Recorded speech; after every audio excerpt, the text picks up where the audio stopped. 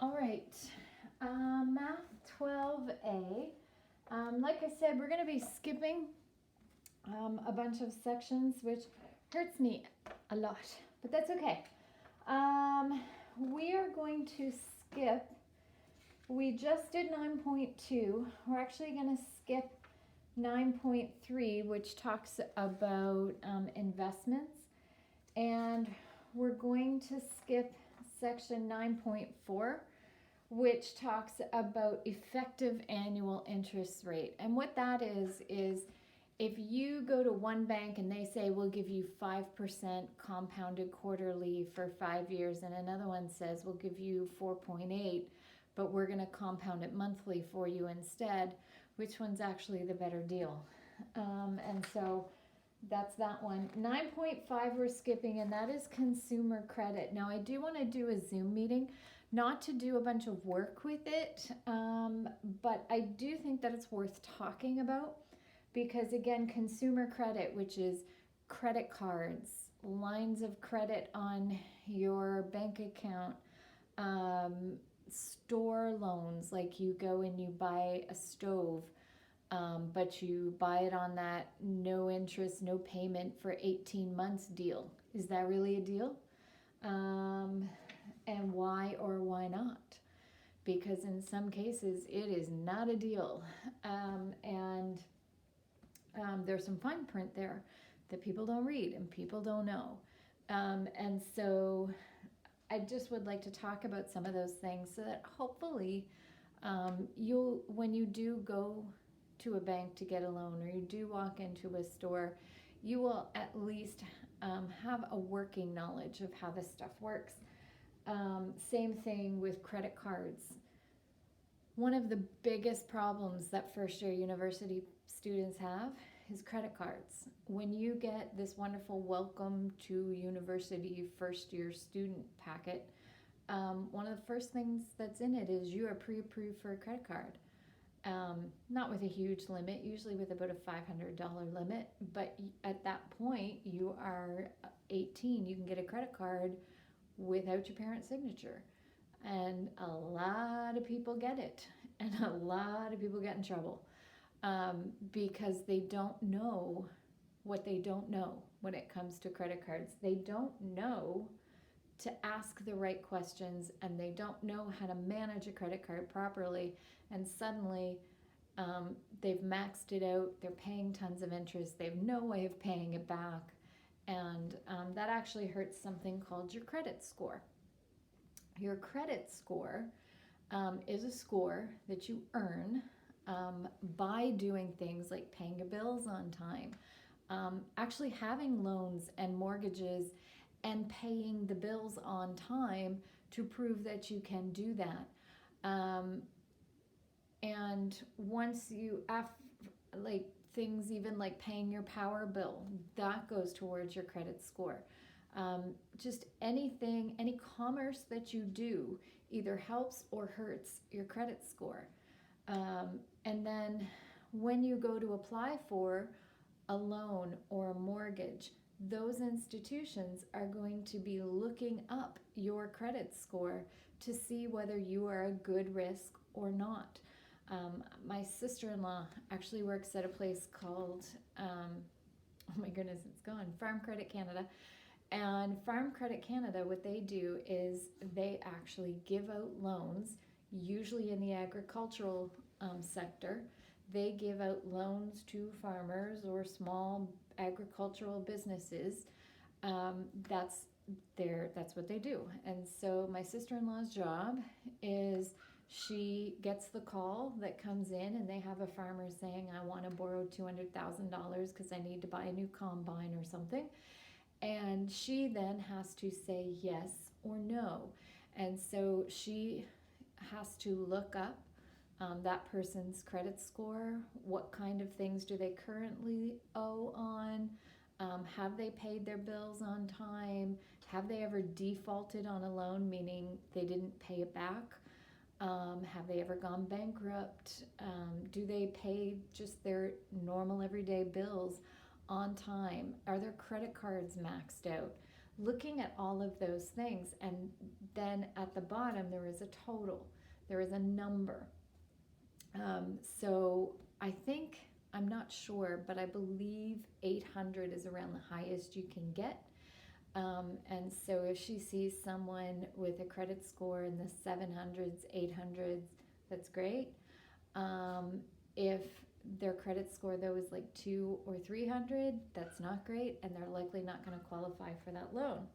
So that brings me to section 9.6, which is the last section we're going to do. It's not actually the last section.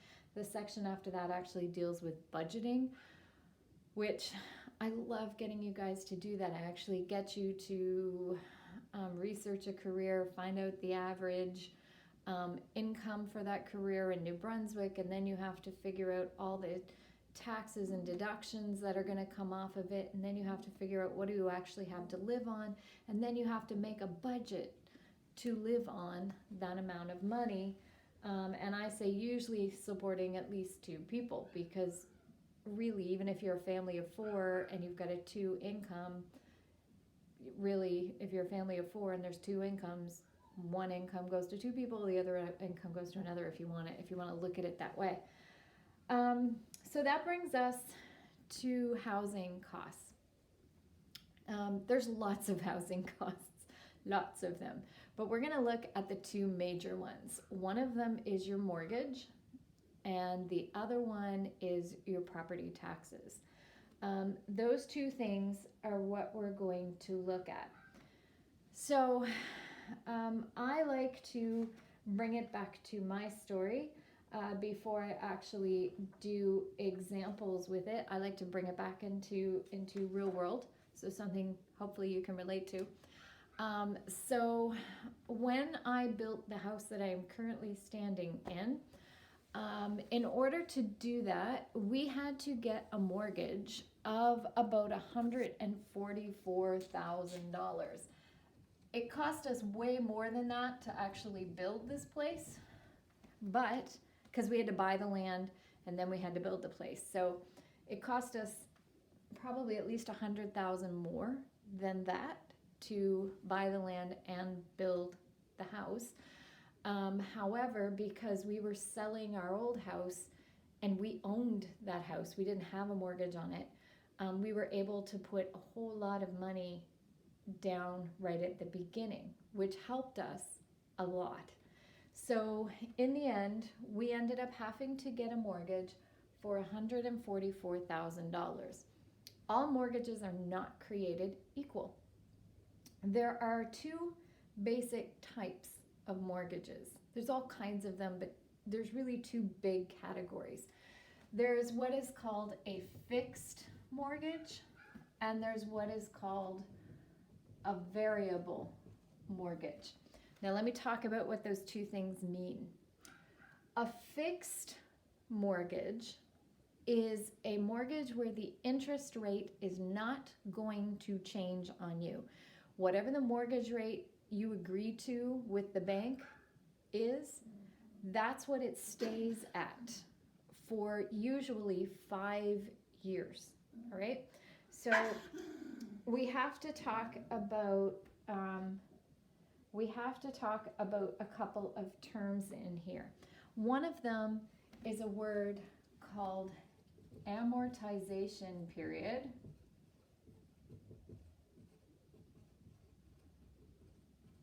And the other one is actually the word term. So when you sign a mortgage, you sign it for a certain amortization period. In other words, they break up this amount of money over a certain amount of time in order to figure out what your payment is going to be. For us, it was 20 years. That's actually a very common amortization period, is 20 years. However, they can be shorter or they can be longer. And more, they're getting to be longer than the 20-year period as housing costs go up. For instance, if you're buying a house, I like to watch the show Love It or List It. Don't know if any of you watch that, but I love the show Love It or List It. And there's Love It or List It Vancouver. Very often, The house prices in Vancouver are 800,000 and above.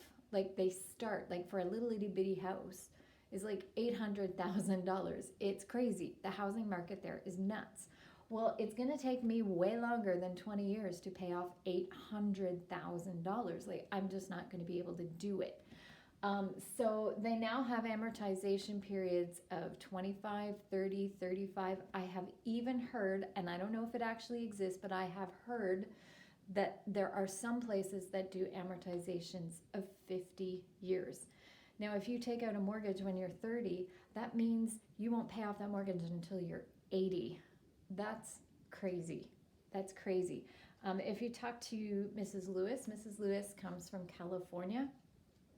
She said, and which again is a very expensive place to live, she said no one in California ever plans on paying off their mortgage. They just know that's never going to happen.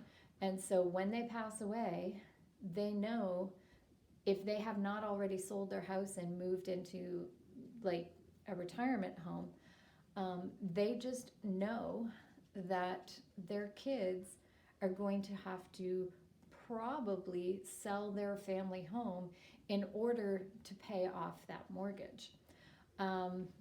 So amortization period can be different depending. Mine was 20 years. Okay. Now the term is how long your agreement lasts for. Most terms are 5 years. Okay. They can be shorter than that, but I've not really heard of ones longer than that. Really, 5 years is about the max. And what that means is at each 5-year mark, you actually have to go into the bank and renegotiate your mortgage. Okay, so that means you have to sign papers all over again. They sit down and they tell you how much you paid off and how much you still owe and what the interest rates look like right now. So when you get a fixed mortgage, what a fixed mortgage means is that the interest rate is not going to change for that 5-year term that you sign for. So if you sign and the interest rates at that point are 3%, you are going to pay 3% for those 5 years. When you go to the bank at the end of that 5 years and sit down, if the mortgage rates have changed, and that's up to the Bank of Canada, if the mortgage rates have changed, then all of a sudden the interest you pay will change. If they go up, you will pay more interest. If they go down, lucky you, you'll pay less. All right? But the only time, if you have a fixed mortgage, the only time your interest rate will change is at the end of each of these 5-year terms when you have to go into the bank and renegotiate your loan. This is a much safer option. Here's why. If I sign today and the interest rates are 3% and tomorrow a pandemic breaks out and the economy just tanks, all right? And they put up the interest rates. If I have signed on the dotted line that I'm going to pay 3%, it doesn't matter what's happening. I'm only going to pay 3%. Okay? Now, the other option is variable. This is actually what I went with. Remember I said this is the safer option? Yeah, I didn't go with that. I actually went with a variable. What variable means is that your interest rate can fluctuate dependent upon what the interest rates in the world are doing. So it doesn't matter whether it's the end of the 5-year term or not. So say I sign on the dotted line again for 5 years at 3%, but I sign at a variable. And say tomorrow everything tanks, interest rates go up, my interest rate will go up with it. That's the bad side of a variable mortgage. But here's the good side of a variable mortgage. If I sign at 3% and tomorrow they lower the interest rates, my interest rates go down. We have always had variable mortgages. It's worked out well for us. For instance, you would think in a pandemic with the economy being bad that interest rates would go up. However, they haven't done that. They've actually lowered interest rates. because so many people are having to cut back. They're having to borrow money to live. What the government said was, we will lower interest rates so that, because people just can't afford that much interest right now. So they've actually lowered interest rates. So I have a little, we'll call it an app. It's not an app, but I can go online to my bank and I can look and I can see each payment. I make a payment every 2 weeks. I can see how much of my payment actually went towards paying for the house and how much of it actually went to interest. Before this pandemic started, and my mortgage is almost paid off, so that's awesome. I was paying about $36, I think, in interest on each payment I was making. It's gone down just in a couple of months that I'm only paying about $15 in interest on each mortgage payment, which is great, because I'm paying less.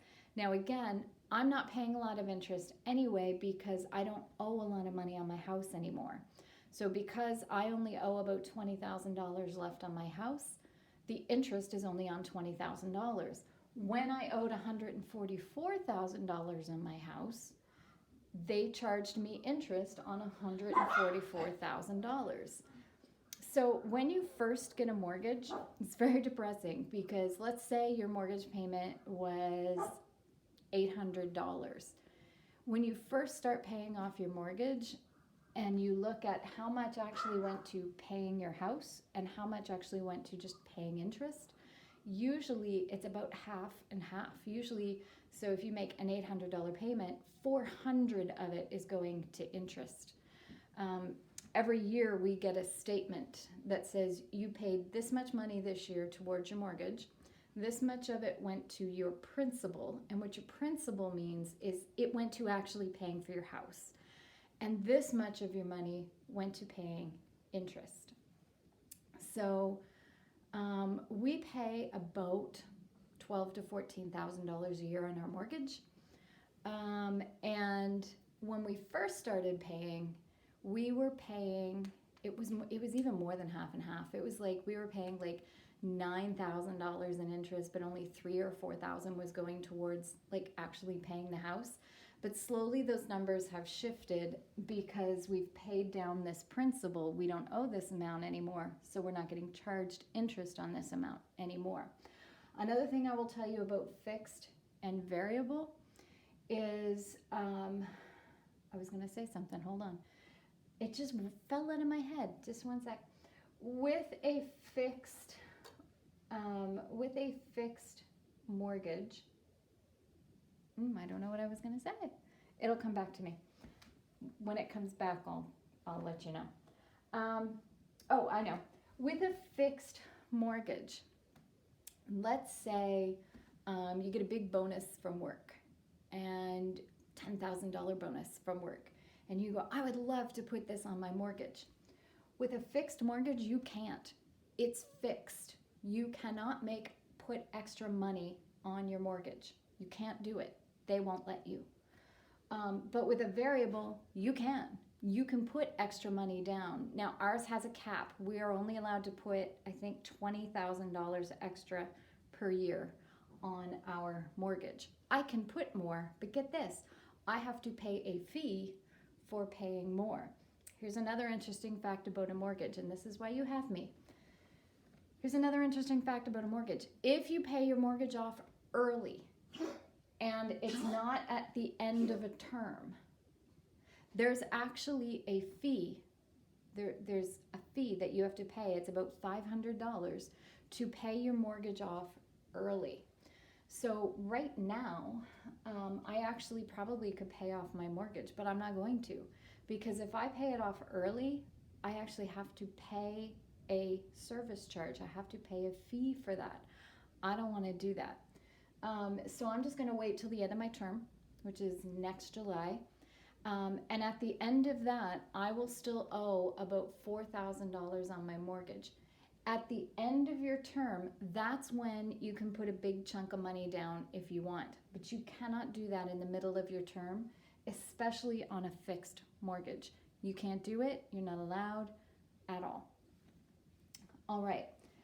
So let's talk a little bit about mortgages. Now, mortgages, I will tell you, are scary things when you look at how much money you actually end up paying. It is worth it, if you can, to pay off or to have as much of a down payment as you can. So I'm gonna use this as an example, all right? So $144,000 is what I borrowed. When I first started this mortgage, my payments were $430.77 every 2 weeks. So that means I made 26 payments in a year. So I made 26 payments in a year. So if I do $430.77 and I multiply it by 26, I get $11,200.02. So we've actually upped how much we're paying on our mortgage now so we could pay it off faster. But when we first started, that's when our mortgage payment was. So if we had stuck to the letter of the agreement, done exactly what we signed the papers to do, we would make 26 payments per year because we were paying bi-weekly, and I amortized it for 20 years. So let's multiply this by 20 for 20 years. So times 20. That comes out to $224,040. Now remember, I only borrowed $144,000, but I'm actually going to pay the bank back $224,000. So if I take off the principal, if I take off what I actually borrowed, that means I'm actually going to pay $80,000.40 in interest, just interest. All right, so just for the privilege of borrowing money from their institution, I would actually pay $80,000 over that 20 years. There are some ways that you can avoid this. Number one, we got a variable mortgage so that when the interest rates went down, we ended up paying less interest. So more money went to our principal and we paid less interest.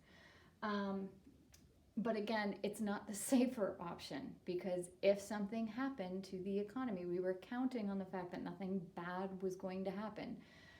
And luckily for us, it didn't, but it could have. So another thing that we have done to lower this is when we were able to, like at our last renegotiation, we said, we don't want to pay this anymore, we want to pay more. Because you can make your payments whatever you want when you're renegotiating. So we said we want to pay more than that. So we actually made our payment more so that we could pay it off faster. So we will have paid off our mortgage in, believe it will be it'll be 15 years instead of the 20. So we've actually knocked 5 years off of our mortgage by just a few simple things that we did. Again, this is why you have me, little tips, okay?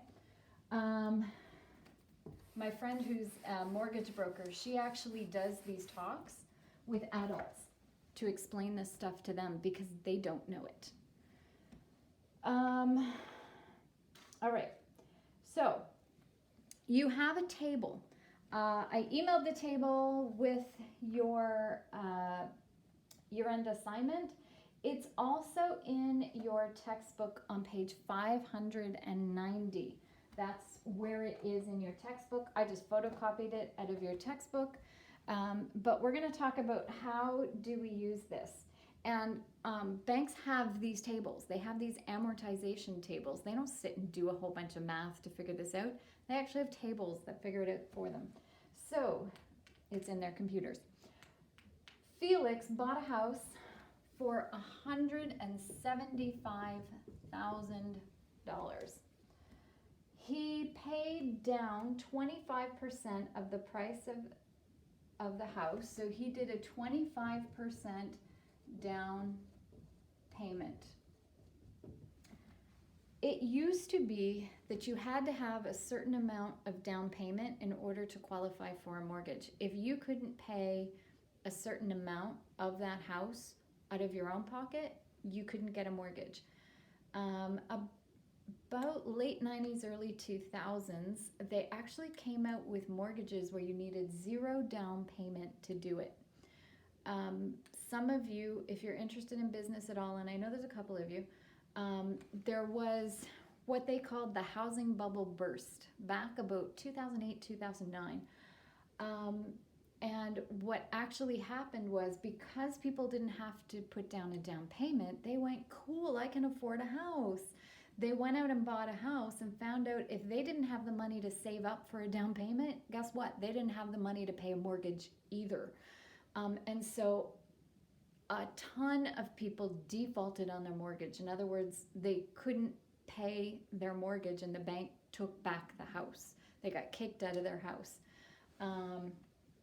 And so there was all these empty houses just sitting around that people couldn't afford to live in. And it actually caused an economic crisis. Again, I think that was 2008, 2009, I think is when, I'm not good with dates, but I think that's when it was. And so they've kind of gone back a little bit to, you need a down payment, because what they have found is you need to be able to prove that you can actually save up some money before the bank hands you $175,000. And again, the more down payment you can have, the better, because that means less money you're borrowing from the bank and less interest you're going to pay. So this guy actually has 25% that he gets to pay down.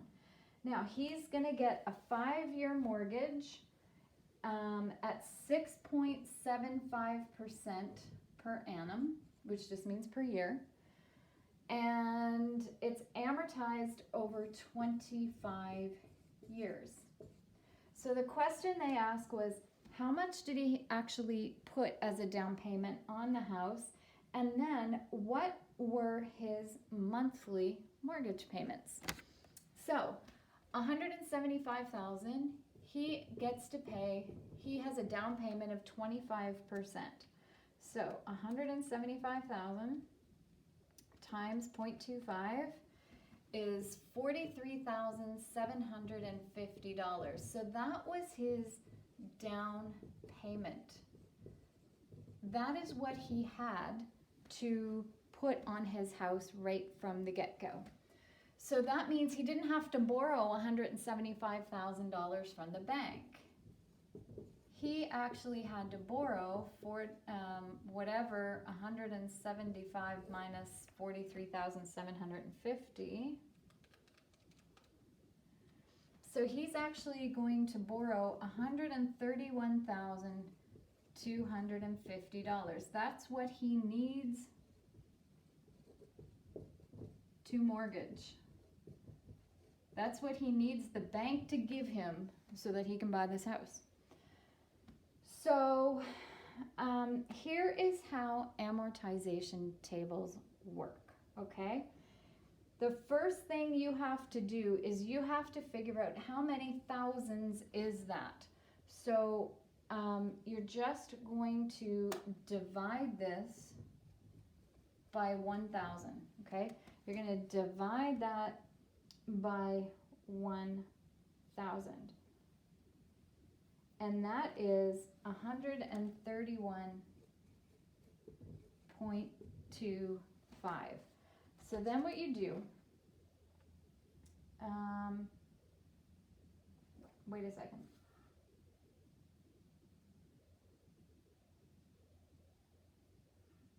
Okay, yeah. So then what you do, I probably would have done that step after, but that's okay. So then what you do is you go to the table, whether you do it at the back of the book or online, whatever. You look for the interest rate down on the vertical column on the left. So I see 6.75, and across the top it says 10 years, 15 years, 20 years, or 25 years. Well, he's amortizing it for 25 years. So at 6.75, I go across and I see this number, $6.85. What that actually means is for every $1,000 that he borrows, he has to pay $6.85 per month. So how many thousands did he borrow? He borrowed 131.25. So what I do is I multiply the 685 by 131.25. So 685 times 131.25 is $899.06. That is what he is going to, that will be his mortgage payment. So when he's trying to come up with a budget, when he's trying to decide, can I afford this house? Well, can he afford $900 a month? If he can afford $900 a month, plus, we'll talk about the pluses after, then yes, he can buy this house. What you have to keep in mind is houses need repairs constantly. Even on a new house, there are going to be things that break, there are going to be things that fall apart, and you are going to have to get them fixed. It is not cheap to maintain a house, all right? Think about, you'll need a lawnmower because you have to mow a lawn, or you have to pay somebody to do it. You need a snow blower, unless you're going to shovel, depending on how big your driveway is. My driveway is like 300 feet long. No one's shoveling that. So we need something to clean that out. So you got to look at, there are more expenses than that to owning a house, but mortgage is really your big one. All right, so that really is how we figure out. So we take what the cost of the house is, and we figure out what the down payment is. We subtract that from the price of the house, and that's what he needs to borrow from the bank. We go to the back of the book, we look up 6.75% at 25 years is 685, and we multiply that by how many thousands he's borrowing. So just take the 131,250 divided by 1,000, that's 131.25. Multiply these two together, and that's what you're paying per month. When you use the tables, you are figuring out per month. Can I say that again? When you use your tables, you are figuring out your mortgage payment per month, not per year. If I said how much is he paying per year, I'd have to multiply that by 12. All right, so that is per month. So the second thing we need to talk about is property tax, because really for most people that is your second most expensive thing to buying a house. You will also need house insurance. House insurance is expensive, but not that bad. House insurance, like our house insurance, runs between $80 and $100 per month. So that's what our house is. So that has to be factored in. You have to have, and by the way, to have a mortgage, you have to prove that you have house insurance. They won't loan you money without you having house insurance. It's kind of like, in order to get a driver's license, you have to prove that you have insurance on, or sorry, in order to register your vehicle, not get a driver's license, in order to register your vehicle, you have to prove that you have insurance on that vehicle. They won't register a vehicle that is not insured. They won't loan you money for a mortgage unless you have insurance, because they want to know if your house burns down tomorrow that you're going to have the money to pay them back. That's why. All right, but really, besides your mortgage, the next most expensive thing you're going to pay is property taxes. Property taxes are different depending on where you live. Usually the bigger the city, the more expensive the property taxes, because it goes to, what property tax goes to, like the federal tax goes to running the federal government, the provincial tax goes to running the provincial government. Your property tax really is supposed to go to running your municipal government, so your community government. So if you live in Dieppe, your property taxes go to snow removal on the roads in Dieppe, goes to garbage pickup in Dieppe, goes to paying the mayor and all the city council in Dieppe. That is what they base their budget on, is how much property taxes they're getting. So just to give you an idea, if you live in a rural community like I do, and I know there's a couple of you out there. If you live in a rural community, your property taxes are significantly less because you don't have a mayor and city council and all of those things. And supposedly, your things like snow removal, garbage removal, they're not necessarily going to be as reliable or as quick. So they say. I could debate that. But anyway, so here in our little communities, one of the things you want to consider when you buy a house is where is that house? You want to look at schools if you have kids, but one of the things that people really look at is what are the property taxes like in that area? So if you're deciding between Riverview, Moncton, and Dieppe, here's what I'll tell you. Riverview, of those three communities, has the cheapest property tax. Dieppe, most expensive, by quite a bit. But rural communities, way less. So my property taxes per year, because you pay them once a year, my property taxes for the year right now are about $2,500. Now I have a house, I have a freestanding 2-story garage, and I have 13 acres. I have a whole lot of land. And I pay, I think it's between $2,400 and $2,600 a year. I actually have to pay it. It's due at the end of May. I actually have to pay it. It's coming due. And we're going to talk about how that all works too. So mine's only about that. My sister-in-law who lives in Riverview, her property taxes are about $1,000 more than me, and she just has a regular, like, little, you know, her house is sitting on a little postage stamp lawn, right? And yet her property taxes are a lot more than mine are. Here's another thing about property taxes. If you have, say, a cottage somewhere where you do not, that's not your primary residence, your property taxes are double.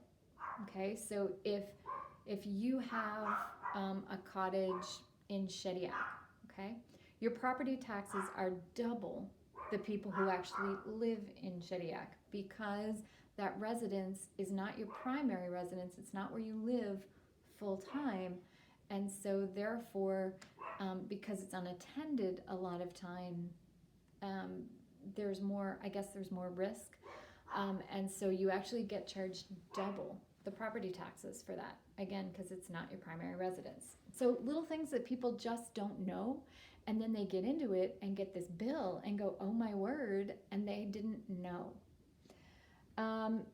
So property taxes,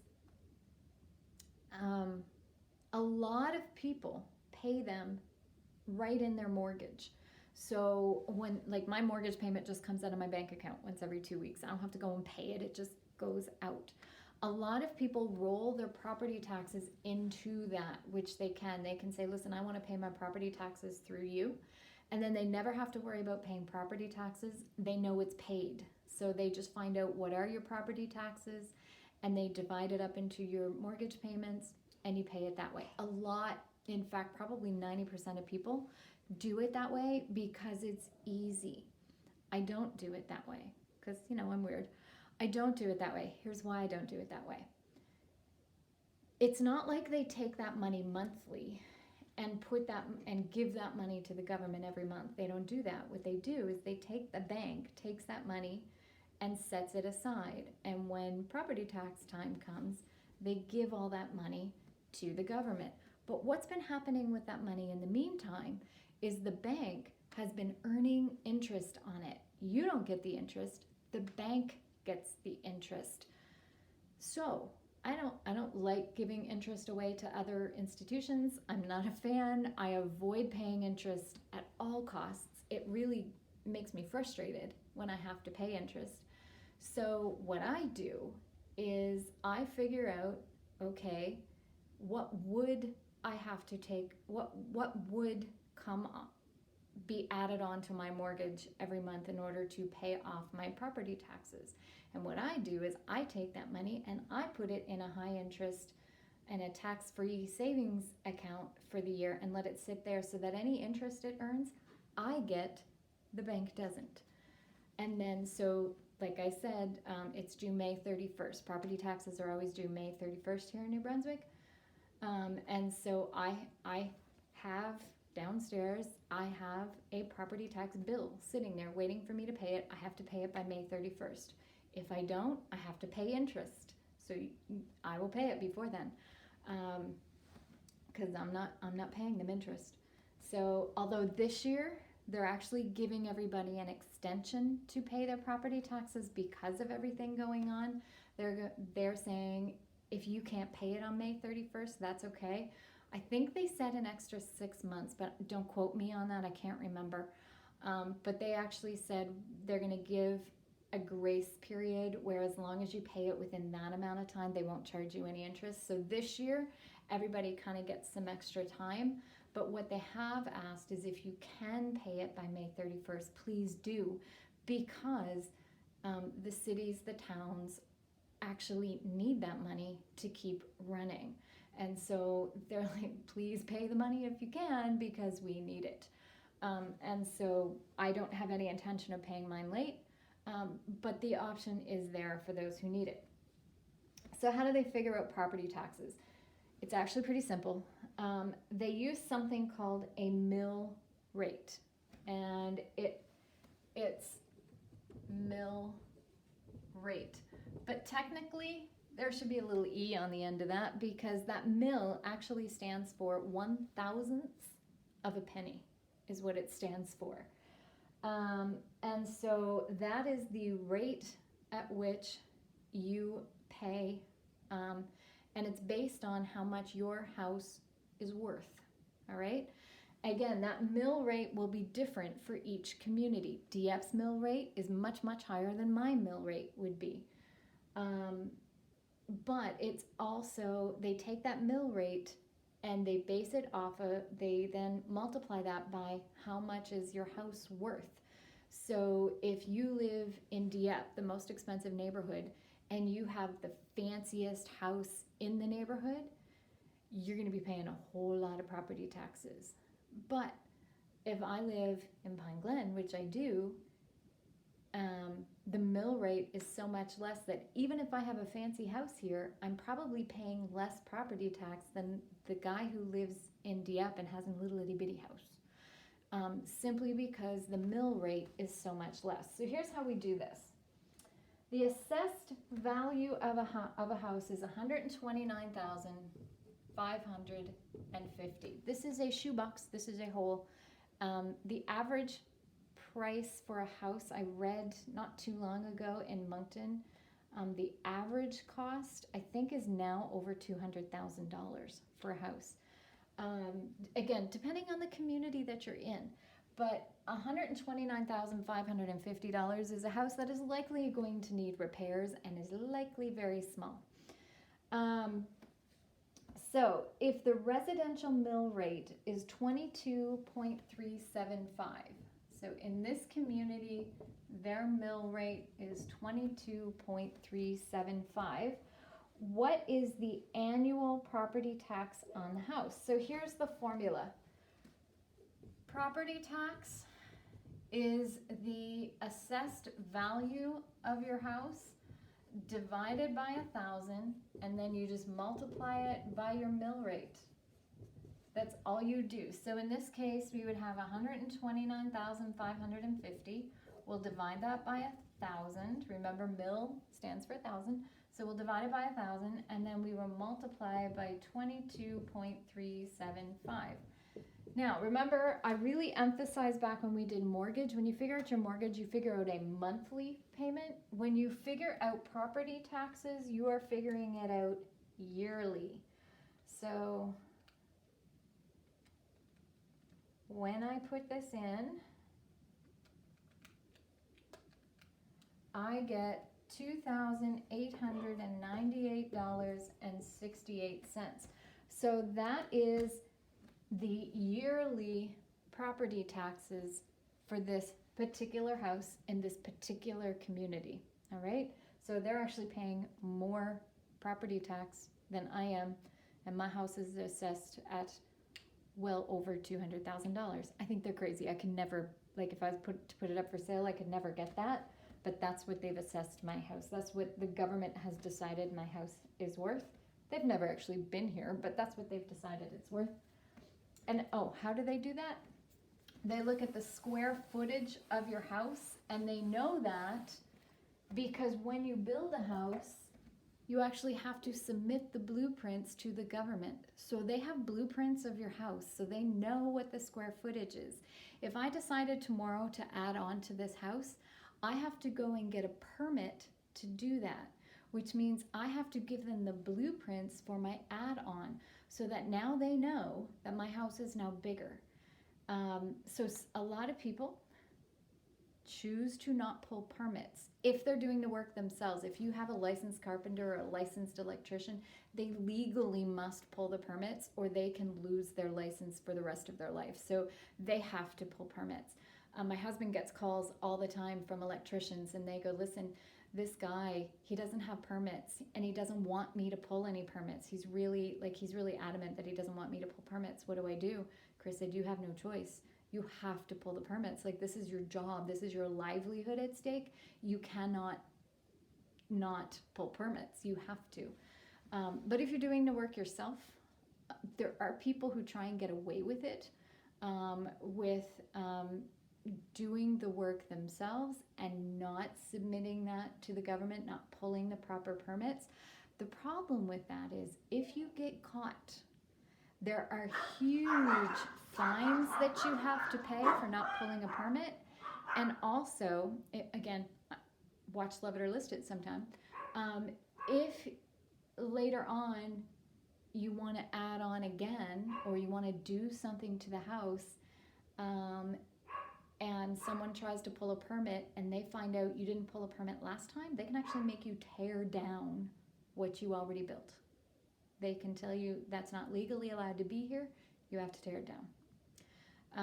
So to me, it's not really worth it. Like, I would pull the permits, but there are people who try not to. And again, it depends. If you live in town and you have nosy neighbors, they will call on you. They will report you. If you live in the middle of nowhere, there's not really anybody to call and report you, right? So I'm not advocating that. I'm just saying that's how it's done. And that's what a lot of people choose to do. I would pull the permits, but there are people who don't. So example 3 is very much like the question that's on your assignment. It says, Catherine has just renewed the mortgage on her house. She's arranged a 5-year, $95,000 mortgage. So actually, that's not that much. But her interest rate is crazy, 7.25%. By the way, right now, my interest rate, 1.95. So that's kind of what the going rate is right now. It's like between 1 and 3. So 7.25% is a crazy amount. Like, that's nuts. The worst recession that I have lived through was back in the early 80s. Yes, I know I'm old. Was back in the early 80s. And at that point, the interest rates for houses were at like 20%. Nobody could afford to buy a house, which was bad for my family because my family owned a construction company. It was the end of our construction company. It actually ended up going into what's called receivership, which isn't technically bankruptcy, but it's close. And so we had to shut our doors because the interest rates for owning a house were so high, people weren't buying houses. They just couldn't. So that's the highest I've ever heard, like, is 18-20%. That's crazy high. Because remember, I'm paying 1.95%. Remember, I was paying $80,000 in interest? Yeah. Okay, so calculating housing costs. So she's got $95,000 amortized over 20 years. And by the way, when it says she signed a 5-year term, that doesn't matter. It doesn't have anything to do with it. Just ignore that entirely. Her house is assessed at $165,000. So again, she only owes the bank $95,000. But her house is worth more than that. So she's probably paid some off on her mortgage or had a down payment or something. The residential mill rate in her community is 12.5970. And yes, you have to use all of that. It's important. And it says find her monthly housing costs. Find out exactly how much per month this is going to cost her. So $95,000. First thing I'm going to do is $95,000 divided by 1,000. That is 95. I'm going to go to the back of the book and I'm going to look at 7.25% at 20 years. 7.25% at 20 years is $7.84. I'm going to multiply that by the 95 because that's how many thousands she borrowed. She borrowed 95 thousands. So $7.84 times 95 is $744.80. And remember, when you figure out mortgage, that's per month. So then we have to look at her property taxes. Her property tax, she is assessed at $165,000. I divide it by 1,000 and I multiply by the mill rate, which gives me her property taxes. So that's 165 times 12.5970. That is $2,078.51. But that is per year. They've asked me what is her monthly housing costs. So I'm going to divide this by 12. So divide by 12, and that is $173.21. So what are her monthly bills in terms of her house? She owes $744.80 for the mortgage, plus $173.21 for the property tax, which gives us a total of $918.01. So that's what her monthly housing costs are. So if you want to know what her yearly housing cost is, multiply that by 12. All right. I have finally come to the end. I know it was long. It's not that the math is that long. I could probably explain the math a lot shorter, but there's so many things I have to explain, and I just basically have to assume that you don't know any of this stuff. So we're going to leave it there. We are going to have a Zoom meeting later this week to talk about credit cards and answer any questions that you have. I will give you a few of these to try. Have a good day.